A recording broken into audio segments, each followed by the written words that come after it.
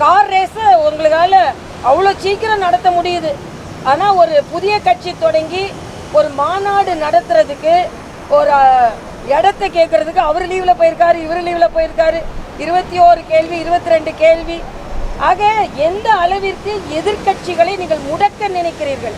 முடக்கிவிட வேண்டும் என்னென்றால் இந்த திராவிட முன்னேற்ற கழகத்திற்கு அவ்வளவு பயம் வந்து விட்டது.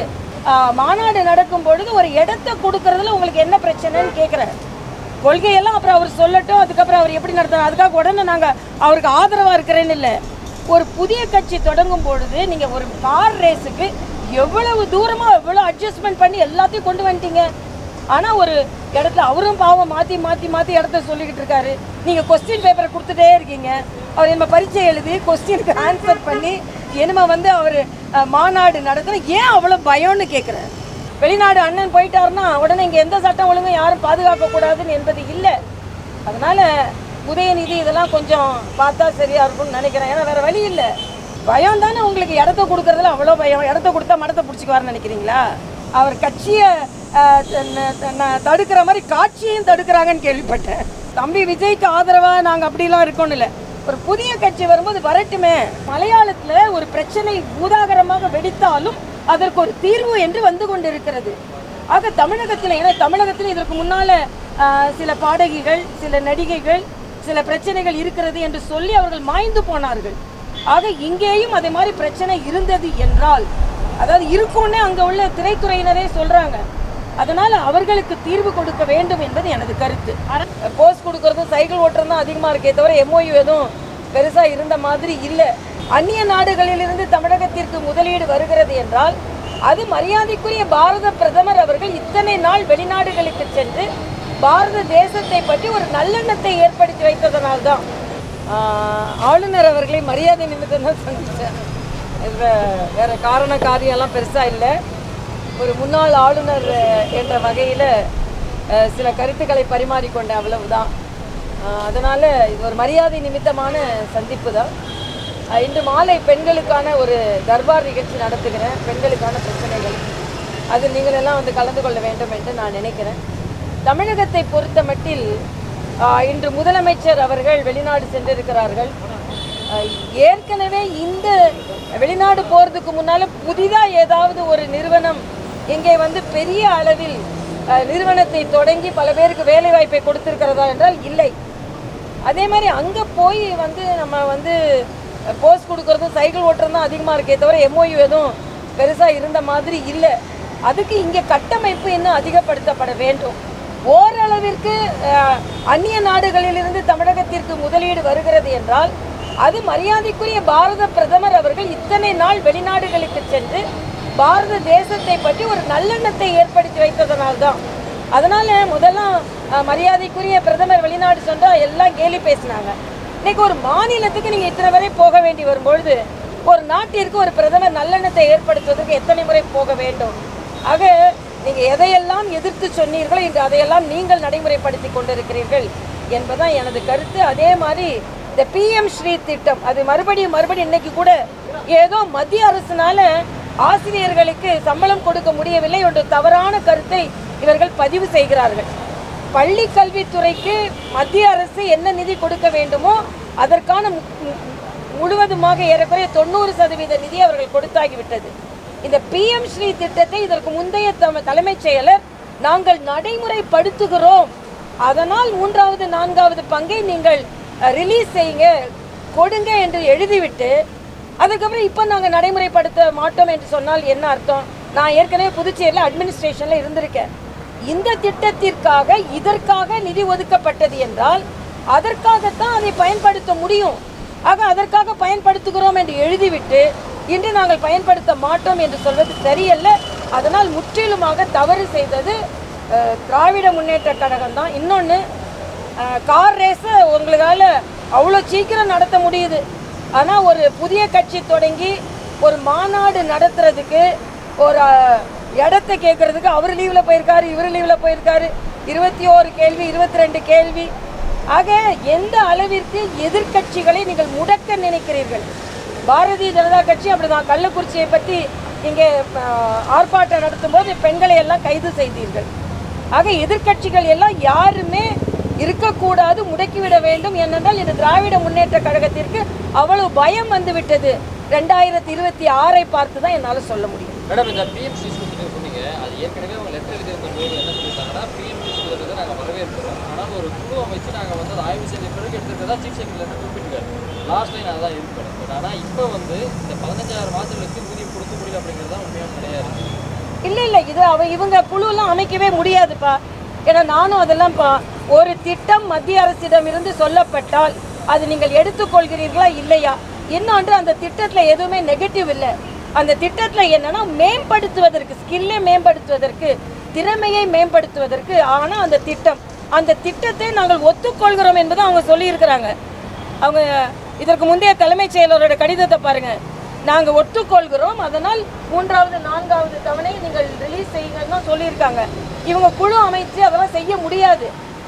ஒத்துக்கொள்ள வேண்டும் என்றால் ஒத்துக்கொள்ள வேண்டும். ஏனென்றால் மத்திய அரசின் நல்ல திட்டம் தான். ஆக நீங்கள் எல்லாத்துலேயும் அரசியல் செய்வோம், ஆனால் மத்திய அரசு இதையெல்லாம் செய்யக்கூடாது என்று சொல்வது சரியல்ல. இன்னொன்று, மத்திய அரசு ஏற்கனவே கொடுத்த நிதியில் ஆசிரியர்களுக்கு சம்பளம் கொடுக்கலாம். இது இந்த திட்டத்தை செயல்படுத்தாதனால தான் நீங்கள் கிடைக்காது.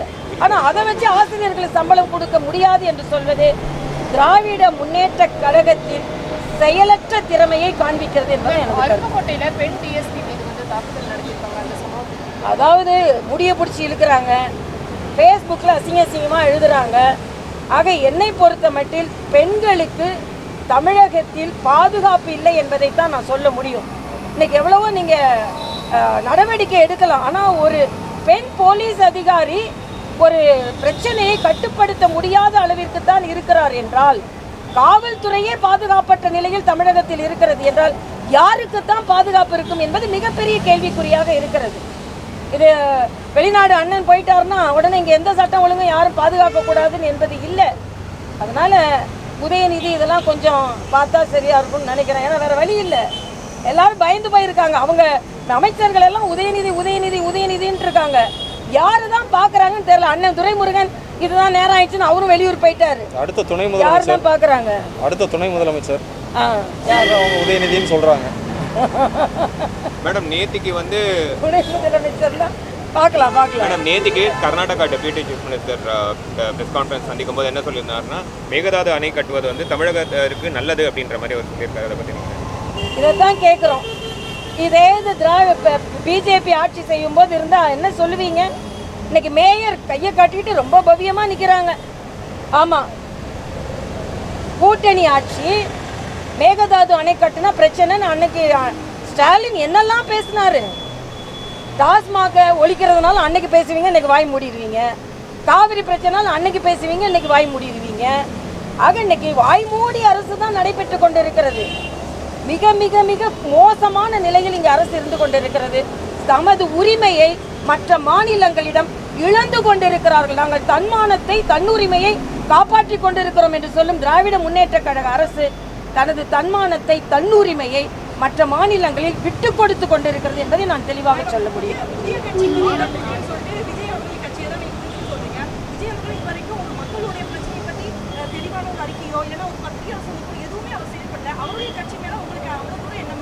இல்லை, அவரோட கட்சி எந்த புது கட்சி ஆரம்பித்தாலும் ஒரு மாநாடு நடக்கும் பொழுது ஒரு இடத்தை கொடுக்கறதுல உங்களுக்கு என்ன பிரச்சனைன்னு கேட்குறேன். கொள்கையெல்லாம் அப்புறம் அவர் சொல்லட்டும், அதுக்கப்புறம் அவர் எப்படி நடத்துறாரு, அதுக்காக உடனே நாங்கள் அவருக்கு ஆதரவாக இருக்கிறேன்னு இல்லை. ஒரு புதிய கட்சி தொடங்கும் பொழுது நீங்கள் ஒரு கார் ரேஸுக்கு எவ்வளவு தூரமாக எவ்வளோ அட்ஜஸ்ட்மெண்ட் பண்ணி எல்லாத்தையும் கொண்டு வந்துட்டீங்க. ஆனால் ஒரு இடத்துல அவரும் பாவம் மாற்றி மாற்றி மாற்றி இடத்த சொல்லிக்கிட்டு இருக்காரு. நீங்கள் கொஸ்டின் பேப்பரை கொடுத்துட்டே இருக்கீங்க. அவர் என்ன பரீட்சை எழுதி கொஸ்டினுக்கு ஆன்சர் பண்ணி என்னமா வந்து அவர் மாநாடு நடத்துகிற ஏன் அவ்வளோ பயம்னு கேட்குறேன். பயம் தானே உங்களுக்கு, இடத்த கொடுக்குறதுல அவ்வளோ பயம். இடத்த கொடுத்தா மடத்தை பிடிச்சிக்குவாருன்னு நினைக்கிறீங்களா? பயம், இந்த பயம். ஏன்னா நான் சினிமாலாம் ரொம்ப பார்க்கறதில்ல. அவர் கட்சியை தடுக்கிற மாதிரி காட்சியையும் தடுக்கிறாங்கன்னு கேள்விப்பட்டேன். கவர்னர் கட்சியை தடுக்கிற மாதிரி திரை காட்சியும் தடுக்கிறாங்கன்னு கேள்விப்பட்டேன். இதெல்லாம் தெரியல. தம்பி விஜய்க்கு ஆதரவாக நாங்கள் அப்படிலாம் இருக்கோன்னு இல்லை. ஒரு புதிய கட்சி வரும்போது வரட்டுமே, வந்து எல்லாரும் சேர்ந்து களத்தில் இருப்போம்.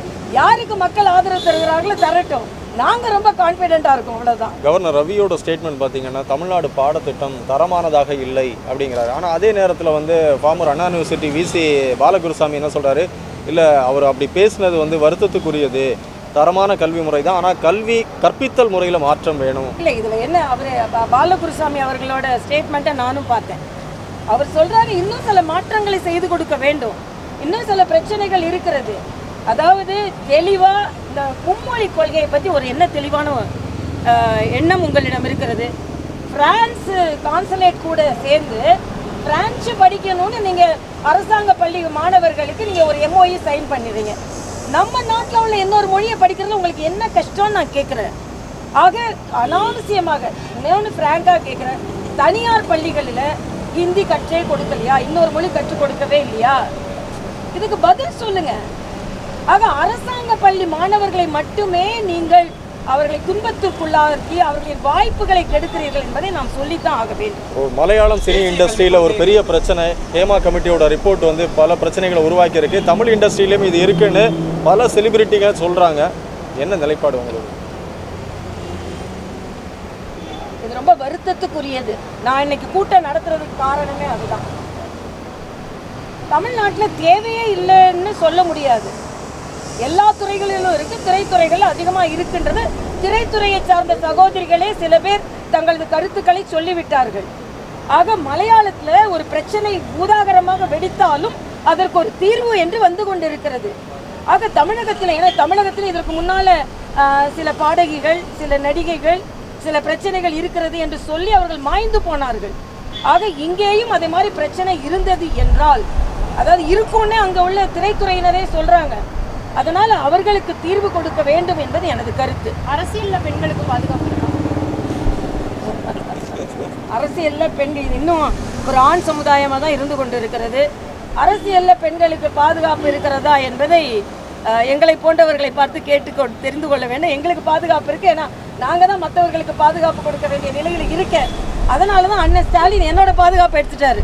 பெண்களுக்கு அதிகமாக பாதுகாப்பு இருக்குது, அதனால் இவங்களுக்கு என்ன பிரேமலதாவோட பாதுகாப்பை ஏன் பாதுகாப்பையும் தான் எடுத்துட்டாரு. பெண்களுக்கு எதுக்கு பாதுகாப்பு? இவங்கெல்லாம் மற்றவங்களுக்கு பாதுகாப்பு கொடுப்பாங்கன்னு. ஆனால் பெண்களுக்கு பாதுகாப்பு இல்லை. ஒரு டிஎஸ்பியோட தலைமுடியை பிடிச்சி இழுக்கிறாங்கன்னா அப்புறம் அரசியலில் உள்ளவங்களுக்கு மாத்திரம் எங்கே பாதுகாப்பு இருக்கும்? நிச்சயமாக பாதுகாப்பு இல்லை. ஆனால் பாதுகாப்பை ஏற்படுத்த வேண்டும் என்பது எங்களது கருத்து. அது ஏன் எதிர்ப்பு தெரிவிக்கிறாங்க?